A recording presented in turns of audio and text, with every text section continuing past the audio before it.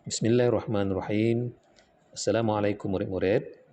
Alhamdulillah, untuk kalian ni bagi pelajaran solah, cikgu ingin menerangkan syarat sah sembahyang yang kelima, iaitu masuk waktu. Baik, yang pertama, masuk waktu ialah sembahyang hendaklah dilakukan di dalam waktunya, menurut waktu yang ditentukan. Contohnya, kalau kita ni sembahyang fardu zuhur, maka hendaklah pada waktu zuhurnya jua. Samalah jua sembahyang yang lain. Sembahyang fardu asar pada waktunya, sembahyang fardu maghrib pada waktunya, sembahyang fardu isya pada waktunya, dan sembahyang fardu subuh pada waktunya. Jangan pulang kita ni sembahyang waktu zuhur, sembahyang fardu asar terpulang. Itu indah sah. Jadi kalau kita nikan sembahyang, pastikan waktunya tu sudah masuk dan waktunya tu masih lagi dalam waktu sembahyang itu. Jangan terlambat. Baik, yang kedua, zon, yakni sangkaan dengan ijtihad. Ijtihad ni kalau ikut kefahaman, ya maksudnya kajian, penyelidikan, kena kaji dulu.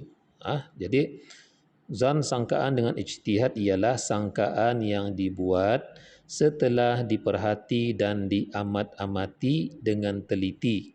Maka apabila telah diyakini atau telah berat persangkaan bahawa waktu telah masuk, dibolehkan kita bersembahyang.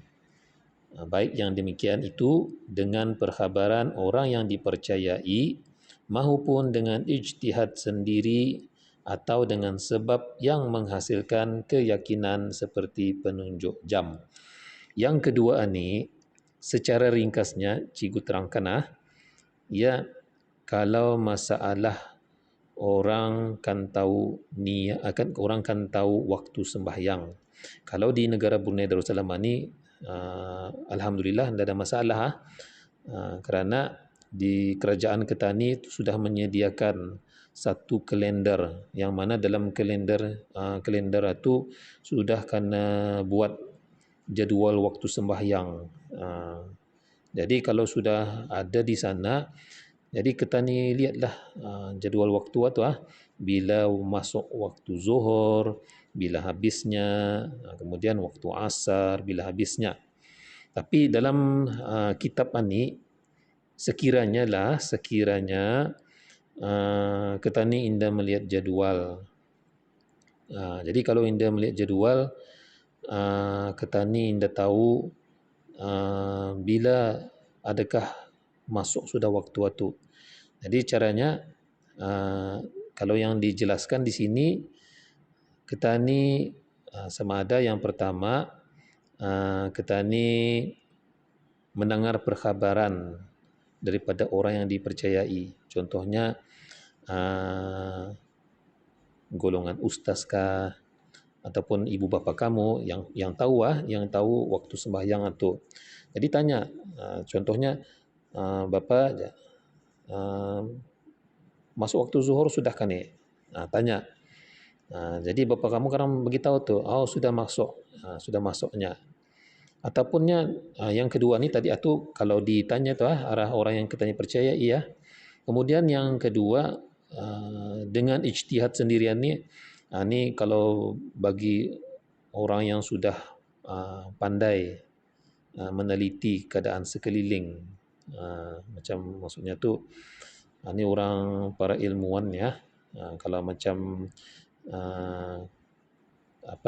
kalau macam kita ni yang belum lagi tahu cara melihat benar-benar, lebih baik kita ni bertanya saja arah orang yang kita ni yakin bahawa apa yang dibagi tahunya itu adalah benar. Okey. Kemudian sekiranya juga satu kamu tahu masuk waktu itu mengikut kalender. Hanya kamu indah tahu waktu itu masuk kena sudah waktu. Jadi alhamdulillah kamu ada memiliki jam, ataupun paling senang sekarang ni mungkin sebahagian besar kamu sudah ada memiliki mobile. Jadi dalam mobile itu ada sudah jamnya tu. Jadi kalau sudah tahu dalam kalender sembahyang, contohnya hari ini sembahyang fardu zuhur masuk waktunya 12.35 minit tengah hari. Tengah hari ya 12.35. Jadi kita ni lihat jam. Lihat jam kamu ataupun kita ni lihat mobile. Okay, lihat jam masuk sudah waktu. Maka kalau sudah masuk waktu, maka kamu bolehlah bersembahyang.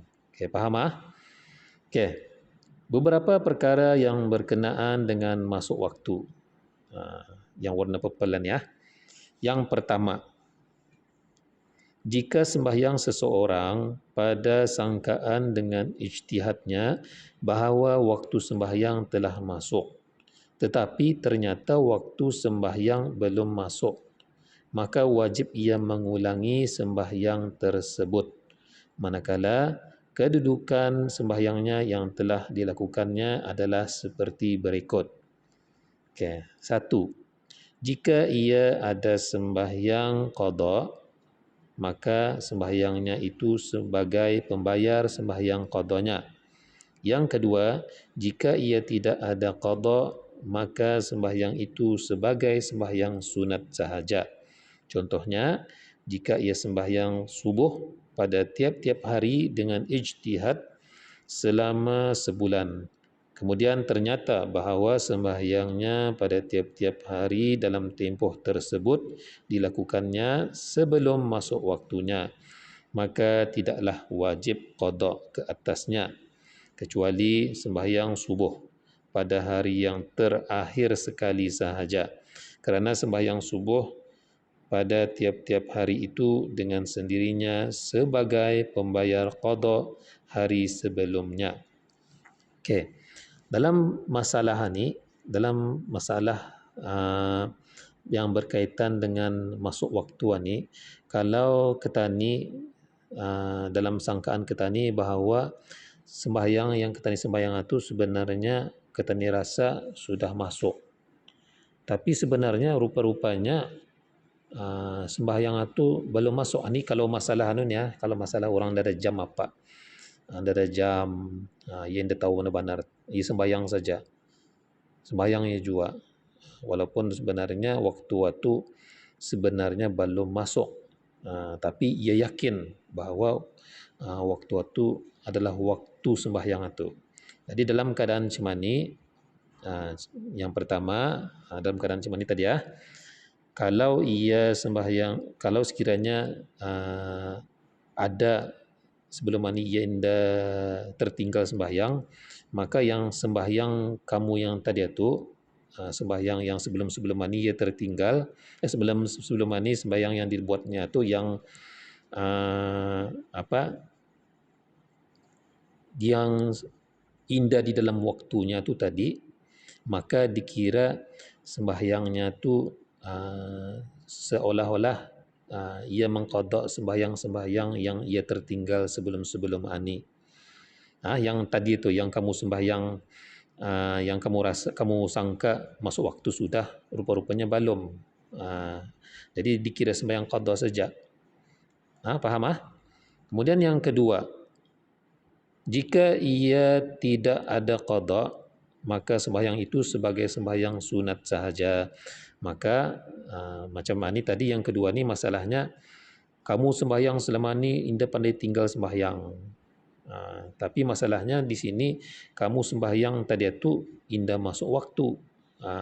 Sangkaan kamu saja masuk waktu, rupanya belum masuk waktu. Maka sembahyang-sembahyang kamu sebelum ni yang indah masuk waktu tadi dikira sebagai sembahyang sunat saja. Contohnya, jika ia sembahyang subuh pada tiap-tiap hari dengan ijtihad selama sebulan, ia sembahyang dengan ikut keyakinannya saja. Anda ia melihat jam, maksudnya Tuhan ada jam. Ia rasa saja bahawa rupanya sembahyangnya ia menganggap sembahyangnya itu sudah masuk waktu. Tapi sebenarnya indah. Dalam masa sebulan dalam sembahyang subuhnya tu dibuatnya macam tu. Kemudian ternyata bahawa sembahyangnya pada tiap-tiap hari dalam tempoh tersebut dilakukannya sebelum masuk waktunya, maka tidaklah wajib diqada ke atasnya. Tidak wajib diqada. Walaupun sebulan ia sembahyang indah dalam waktunya, tidak payah diqada. Dianggap saja sebagai sembahyang sunat. Kira dapat pahala sunat lah tu bukan lagi sembahyang fardu, sembahyang sunat saja. Pasal sembahyang qadanya ia sudah melunaskan, ia sudah membayar sembahyang qadanya. Hanya masalahnya sembahyang subuhnya ni tadi ia sembahyang indah dalam waktunya saja. Jadi dianggap sebagai sembahyang sunat saja. Walaupun dalam masa sebulan tu dalam masa sebulan. Tetapinya ada tetapinya di sini. Sembahyang subuh pada hari yang terakhir sekali sahaja yang wajib kamu qada. Yang wajib diqada sembahyang subuh yang terakhir yang kamu tahu, baru kamu perasan, yang selama sebulan itu kamu baru perasan yang kamu sembahyang subuh selama ni bukan dalam waktunya. Jadi hari yang terakhir itu saja kamu qada. Kerana sembahyang subuh pada tiap-tiap hari itu dengan sendirinya sebagai pembayar qada hari sebelum-sebelumnya. Jadi boleh faham secara kesimpulannya di sini kata ni ulang lagi semula. Secara kesimpulannya kalau kita ni sembahyang, pastikanlah sembahyang itu di dalam waktunya. Kalau waktu zuhurnya cikgu tadi, pastikan di dalam waktu zuhur. Samalah juga sembahyang-sembahyang yang lain. Kemudian kita ni sudah ada kemudahan yang diberikan oleh pihak kerajaan, kalender, di mana-mana kalender banyak sudah tu kena bagi, terutamanya kalender daripada keluaran pusat dakwah. Pusat dakwah ada menyediakan tu kalender-kalendernya, kamu lihat di sana. Dan untuk memudahkan kamu lagi untuk memastikan bahawa kamu mengikut jam-jam yang telah ditetapkan di dalam kalender itu, kamu lihat jam ataupun mobile. Jadi pastikan setiap masa kamu ada membawa jam atau mobile untuk kemudahan kamu juga untuk menentukan waktu-waktu sembahyang supaya kita ni tidak ada keraguan lagi untuk menentukan adakah waktu sembahyang fardu itu sudah masuk ataupun indah. Okey, sampai di sana saja. Kalau ada permasalahan yang timbul, kamu boleh tanya cikgu. Okey, Assalamualaikum warahmatullahi taala wabarakatuh.